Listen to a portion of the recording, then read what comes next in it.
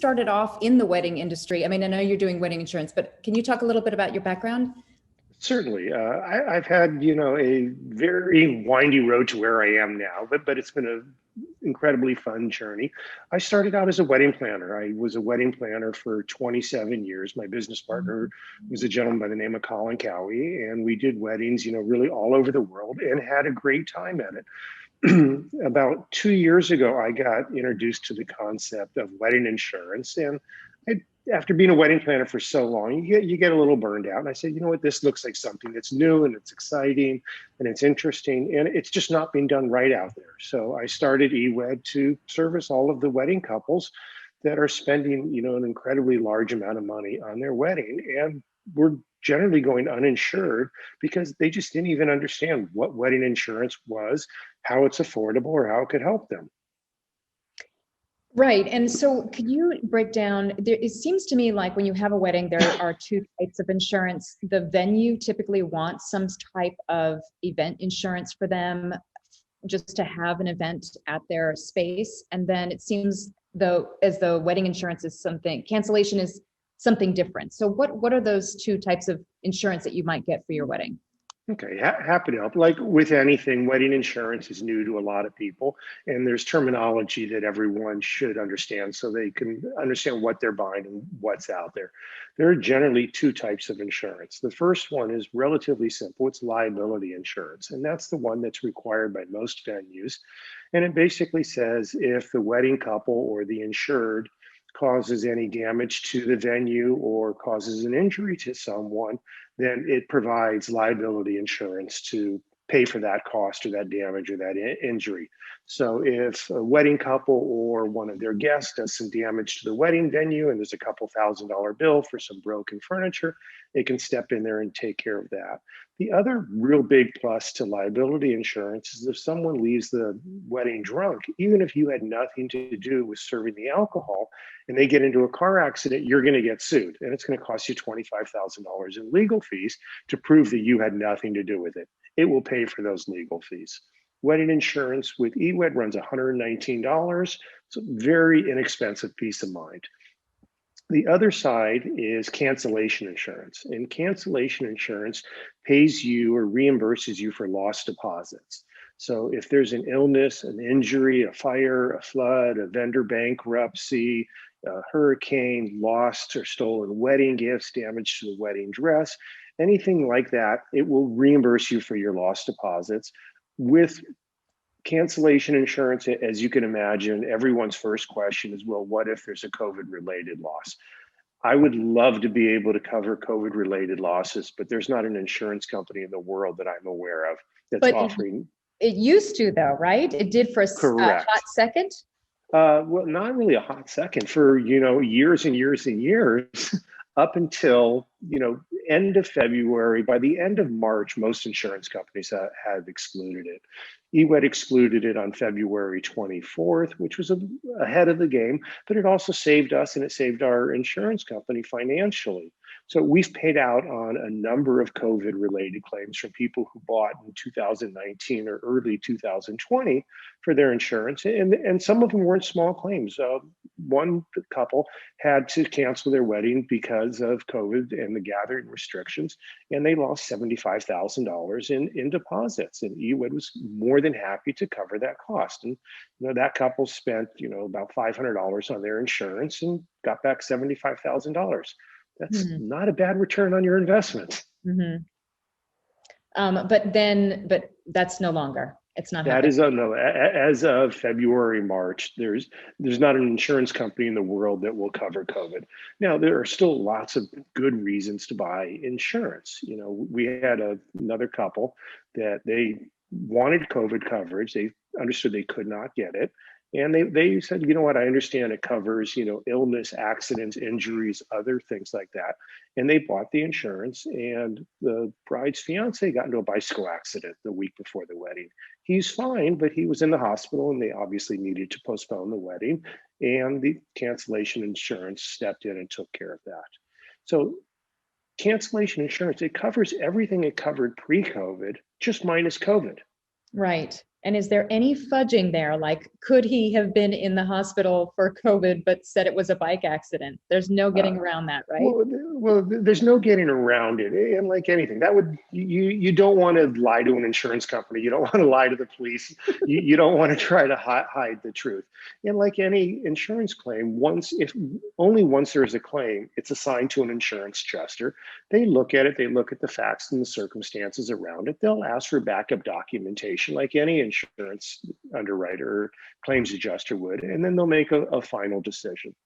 The big thing is insurance wasn't meant to cover every possible scenario, but not having insurance is guaranteed to cover nothing. Right.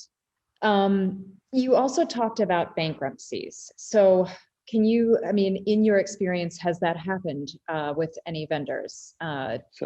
So far, we have not seen any vendor bankruptcies. And, being in the wedding planning business, a lot of these florists and caterers are relatively small companies, and they're making do with their means today and what's coming in, but they're not going away. If you're a florist or you're a photographer, that's your profession. You're going to have a lean year or a lean 2 years, but you're going to rebound, and you're not going to then go say, okay, I was a florist, now I'm going to go be an accountant.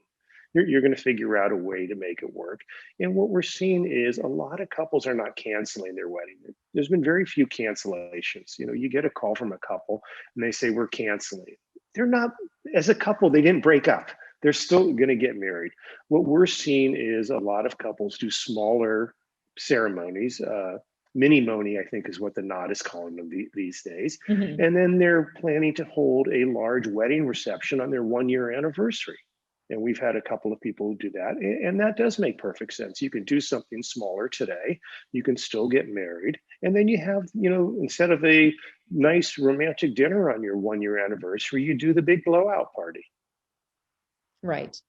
Are you seeing, people maybe now that people are doing these multiple events, are they getting multiple, booking multiple insurance policies through you, or no, what is that like? Yeah, eWed, our insurance covers, being from the wedding planning business, I understand what a typical wedding looks like. I mean, typically there's a Friday night welcome or rehearsal dinner, Saturday ceremony and reception, and a Sunday farewell brunch.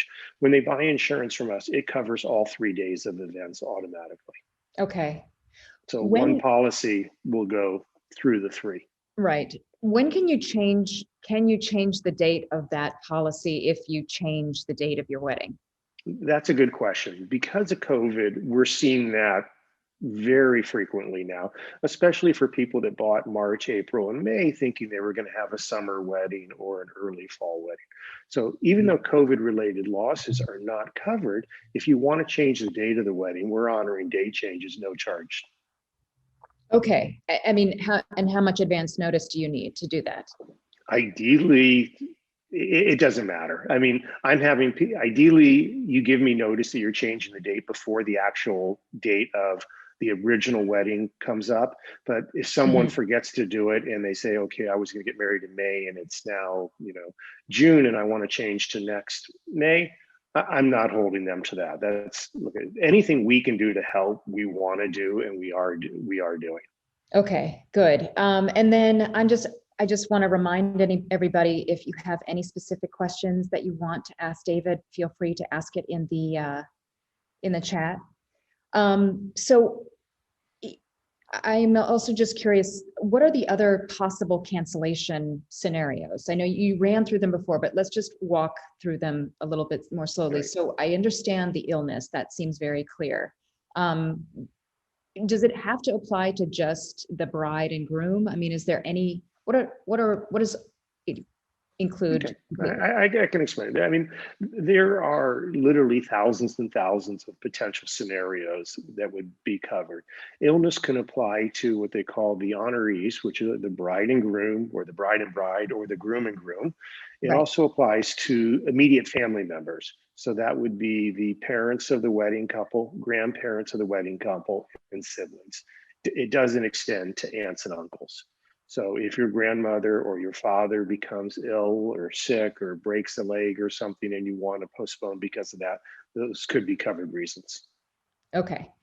And what are the others besides illness? What about weather? That doesn't count, or? It's a good question, and weather does count. I'm getting a lot of questions now because of all the forest fires going on. Mm, So weather is defined as severe weather that prohibits the wedding couple or an immediate family member from making it to the wedding, or that prohibits more than half the guests from attending the wedding. That's the insurance speak. What does it mean in practicality?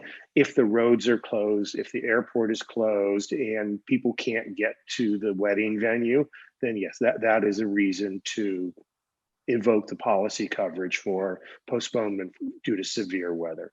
What it doesn't cover is I have an outdoor wedding, I didn't bother to get a tent, and it rains and I'm not very happy. That's not something that is covered.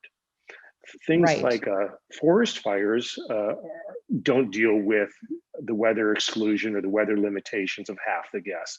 So if there's a forest fire and the roads are blocked or something like that, that would give rise to coverage for cancellation or postponement.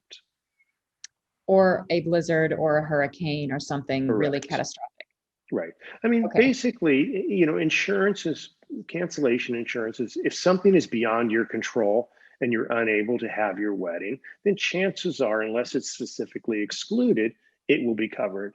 What it doesn't cover voluntary decisions that are within a wedding couple's control. That's change of heart.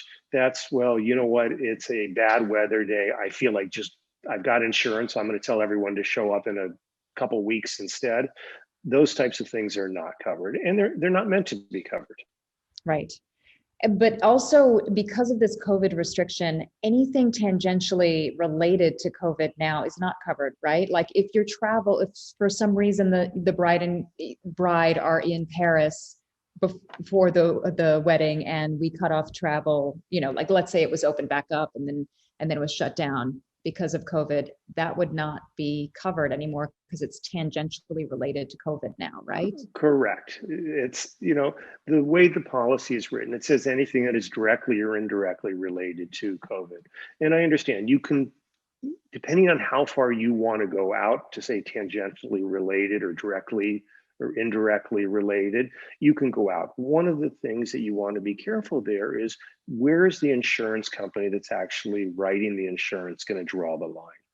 We're underwritten by HCC, which is Houston Casualty Company, and they've been very good at drawing the line in a fair and reasonable place. You don't want an insurance company that says, look, we're going to look for an excuse not to pay on every single policy. And my experience with our underwriters has been excellent. They have been fair, they've been reasonable, they understand that something could be related to COVID, 6 times removed, but they say that's really not the direct effect of it.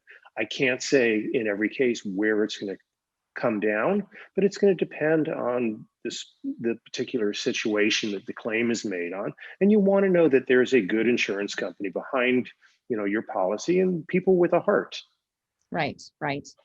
Okay, so we've covered, travel and sickness, bankruptcies. What are there any other things that might come up that would cause someone to cancel a wedding? Well, there's things that would come up, but that they don't necessarily give rise to a cancellation. If you find out 3 days or a week before your wedding that your photographer is in the hospital or your florist just skipped town or something, then you're not going to cancel, but you're going to scramble at the last minute to replace that particular vendor or service.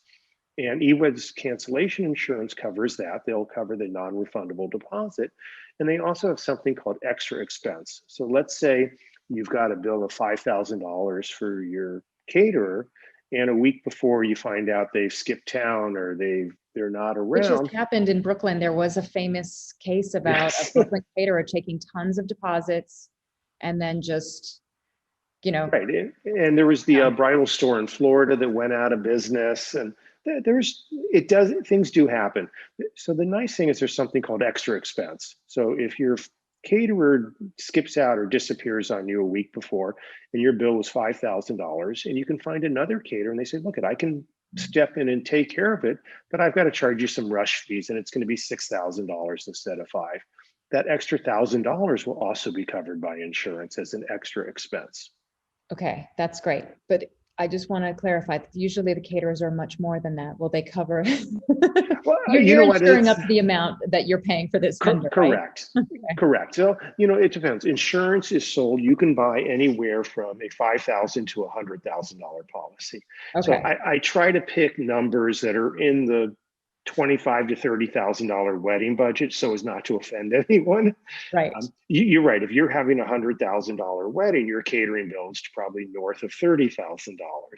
But I like to pick numbers that everyone can understand and be politically correct there and Right, right. sensitive. Definitely. And so what are the prices then, like in general? So the liability, you have to get it almost no matter what. All the venues really require Correct. liability. But Liability. yeah. So liability is 119. Mhm. Cancellation insurance starts at $75 for 5,000 in coverage and goes up to $544 for 100,000 in coverage. Fair disclosure to everyone that's listening, as of November 1st, our rates are going up. Our insurance company has raised the rates, as you'll see everyone in the market doing. I'm right now in discussions with them to keep the rates as low as possible, but you're going to probably see rate increases of anywhere from 15 to 25%. And that's just the nature of the market. What I have seen, and you'll see if you go shopping for cancellation insurance, where there used to be 5 or 6 companies offering cancellation insurance, it's now down to 1 or 2. I know we still offer it, and I believe one other company is offering it, but Huh. they're only offering, I think, 3 policy levels: 15,000, 20, and 25. So Wow. eWed is still has the broadest offering, and we have the highest, coverage limits and the most generous provisions. For instance, like loss of deposit, that right now is 25% of the policy amount. Other companies are between 8 and 10%. Okay. Loss of deposit related to So skipping town. exactly, Mhm. things like that. Loss of deposit, those are, it's going to get technical, but those are called sublimits. And insurance companies will limit certain payments if there's not a complete cancellation or postponement. So if just your florist goes out, skips town, you have up to the loss of deposit. If there's an illness or an injury and you have to cancel or postpone the whole wedding, then you get the whole policy. You're not subject to the sublimit. Got it. Okay. Excellent. Okay, I'm just seeing if anyone has any other questions right now. And are you only dealing with wedding insurance? Do you do event insurance as well? Right now, we are limited to weddings. We do plan on expanding to what we call milestone celebrations, which is anniversaries, birthdays, mitzvahs, things like that. We haven't done it yet. The idea was, with the pricing that we offer, we can become, do our best in the wedding insurance arena first, really get that part of our business down, offer the best possible customer service we can, and then we'll expand into the other events. Okay, got Because it. And yeah, go on. right now, weddings are, for most people, the single largest expense they make to that point in their life. Mhm. And insurance is, I'm biased, but insurance is a good thing to have, especially, when you consider the cost of the insurance compared to the overall cost of the event. It's about 1% of the cost of an event of your wedding. Right, right. And then everything is done online, is that correct? 100% online. They can call me up. Anybody can call me up. They can talk to me. I'll answer any of their questions. But buying the insurance is done online. They just go to our website. They click on a button called Quote and Buy Now. It takes about 3 to 4 minutes to fill out the application and purchase the insurance. And then all of their documents are automatically emailed to them. Okay, great. And before you go, is there a crazy, very unusual cancellation story that you have? Just the most unusual reason why a That's wedding good. might have been canceled? Uh, Not really. I would have to think about that a little bit. I think more of the stories have been, that if people have canceled we've had people that tried to cancel, for not illegitimate reasons. And, I'm sorry, they didn't get paid on their policies.